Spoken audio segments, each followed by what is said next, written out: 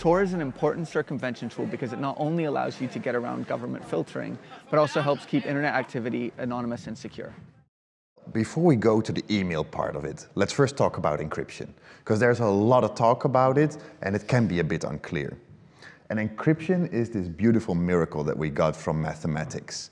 And it's actually a relatively simple concept. It means that we can make something unreadable, and making it unreadable is much easier than making it readable again, unless you got the key.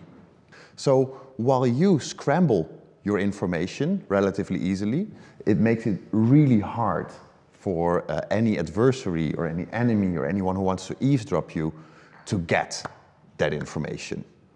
Now let's apply that to email. When you send an email, it's not only you who can read it and the person who receives it, but it's also the email provider that can read your email. Once you do email encryption, that's not the case anymore.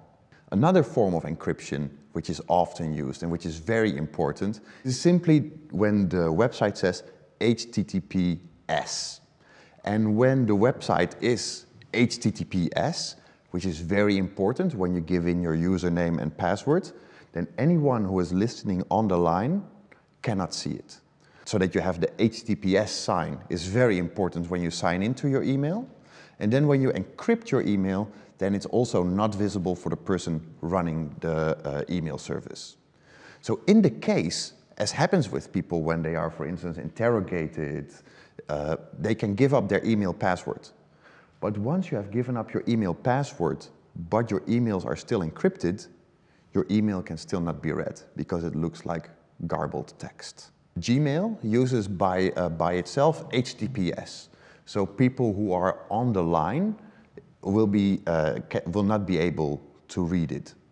On the other hand, when the government of Iran would be able to get your login and password via one way or the other, by getting it forcefully from you or because you haven't used a strong password, then they can still read the content of your email. And if you're a human rights activist and you're already under a lot of pressure, you might be afraid to use it because actually the government's going to use that to put, to actually prosecute you or because charges it on makes your you a head. target. It could end up making you more of a target if you use encryption. I don't know what you think about that. The bit with all of this, with email and encryption, is we always need to be aware and we need to be smart and we need to understand both the risks that we are putting ourselves and others online by using any of these tools.